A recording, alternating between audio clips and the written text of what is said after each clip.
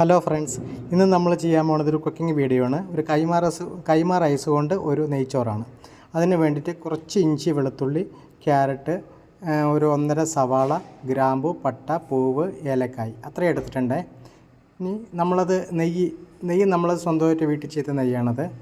നെയ്യ് നമുക്കൊരു 2 സ്പൂൺ നെയ്യ് ഒഴിച്ചു കൊടുത്തിട്ടുണ്ട്. അതുപോലെ തന്നെ ഓയിൽ ഒഴിച്ചു കൊടുത്തിട്ടുണ്ട്.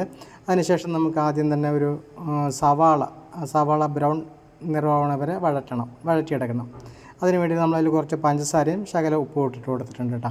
എന്നിട്ട് നമ്മളത് ബ്രൗൺ കളറായ ശേഷം നമുക്കതിനെ മാറ്റി വയ്ക്കാം.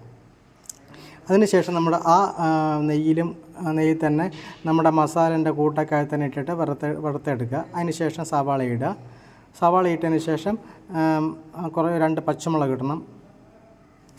പച്ചമുളക് നമ്മളതിന് ശേഷം പിന്നെ നമ്മുടെ മസാലേൻ്റെ ഇലയുണ്ടല്ലോ, അത് വേണമെങ്കിൽ ഇട്ട് കൊടുത്താൽ മതി, നിർബന്ധമില്ല.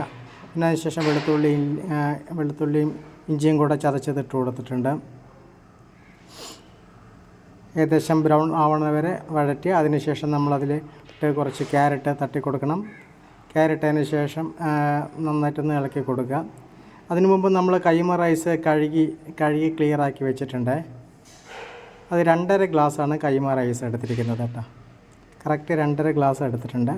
ഒരു 1/2 കിലോ താഴെ വരും. അപ്പോൾ അത് നമ്മൾ 2.5 ഗ്ലാസ് അരി കുതിർത്ത് വെച്ചതിന് നമ്മളത് കറക്റ്റ് ആ വഴറ്റി വരുന്നതിലിടുക. അത് നമുക്കത് നന്നായിട്ട് അതിൻ്റെ മസാലയല്ല, അത് ഡ്രൈ ആവണ വരെ വഴറ്റിയെടുക്കണം. വഴറ്റിയെടുത്തിട്ട് പിന്നെ അരിയും കൂടെ ഒന്ന് ഡ്രൈ ആവുന്ന വരയ്ക്ക് നമുക്കതിലൊന്ന് ലോ ഫ്ലെയിമിലൊന്ന് ചെയ്തെടുക്കണം കേട്ടോ.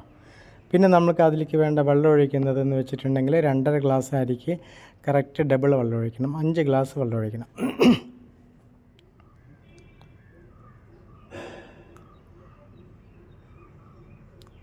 5 ഗ്ലാസ് വെള്ളം ഒഴിച്ചിട്ടുണ്ട്. 5 ഗ്ലാസ് വെള്ളം ഒഴിച്ചതിന് ശേഷം അത് കുക്കറിൽ വിസിലൊന്നും അടിക്കേണ്ട, കറക്റ്റ് അങ്ങ് അടച്ച് വെച്ച് കൊടുത്താൽ മതി നന്നായിട്ട്. അതിനുശേഷം നമുക്കതിൽ കുറച്ച് ഉപ്പ്, നമ്മുടെ ആവശ്യത്തിനുള്ള ഉപ്പ് ഇട്ട് കൊടുക്കണം. ആവശ്യത്തിനുള്ള ഉപ്പ് ഇട്ട് കൊടുക്കുക.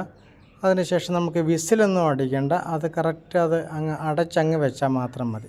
ഉപ്പ് പാകത്തിനുള്ള ഉപ്പിട്ട് കൊടുത്തിട്ടുണ്ട്.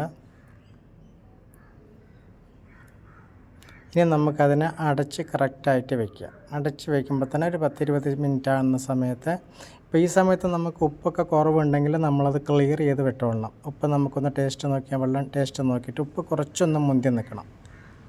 അതിനുശേഷം നമ്മളത് കറക്റ്റ് അങ്ങ് അടച്ച് വെച്ചോ. അടച്ച് മേലെന്തെങ്കിലും വെയിറ്റ് എന്തെങ്കിലും കൊടുത്തങ്ങ് വെച്ച് കൊടുത്താൽ മതി. വെയിറ്റ് കൊടുത്തിട്ടുണ്ടെങ്കിൽ ഒരു 20 മിനിറ്റ് ആകുമ്പോഴും ഒക്കെ നമ്മുടെ നെയ്ച്ചോറ് റെഡിയാണത്. അതിലോട്ട് നമുക്കിനിയിപ്പോൾ ഒരു സ്പൂണും കൂടെ നെയ്യൊന്ന് ഒഴിച്ച് കൊടുക്കണം. 1 സ്പൂണും കൂടെ നെയ്യൊന്ന് ഒഴിച്ച് കൊടുത്തിട്ടുണ്ടെങ്കിൽ നമ്മുടെ നെയ്ച്ചോറ് റെഡിയാണ്. കഴിക്കാൻ നല്ല ടേസ്റ്റാണ്. അപ്പോൾ ഇതിൻ്റെ കൂടെ നമ്മൾ 1 സ്പൂൺ നെയ്യും കൂടെ ഒഴിച്ച് കൊടുക്കുന്നുണ്ട്.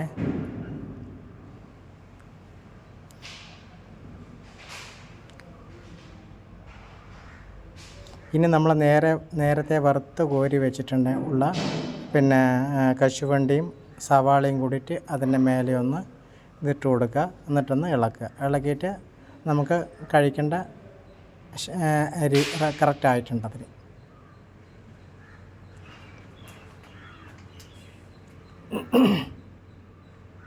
മല്ലിയിലയും കൂടിയിട്ട് ഇട്ട് കൊടുക്കുന്നുണ്ട് കേട്ടോ.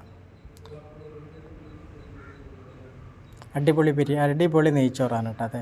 കാരണം നെയ്യ് കൂടുതലൊന്നും നമ്മൾ ഒഴിച്ചിട്ടില്ല. അത് നമ്മളെ വീട്ടിൽ പിന്നെ കഴിക്കുന്നതുകൊണ്ട് നെയ്യൊക്കെ അളവിനെ ഒഴിച്ചിട്ടുള്ളൂ. അതുപോലെ തന്നെ ഓയിലും നെയ്ച്ചോറ് പറഞ്ഞാൽ നല്ല ടേസ്റ്റുള്ള നെയ്ച്ചോറാണ്. നല്ല ടേസ്റ്റായിരിക്കും. അതിൻ്റെ കൂടെ നമ്മൾ കഴിക്കുന്നത് പറഞ്ഞാൽ സോയാബീൻ ചില്ലി ആണ് അതിൻ്റെ കൂടെ കഴിക്കാനാക്കിയിരിക്കുന്നത്. പിന്നെ പപ്പടമുണ്ട്.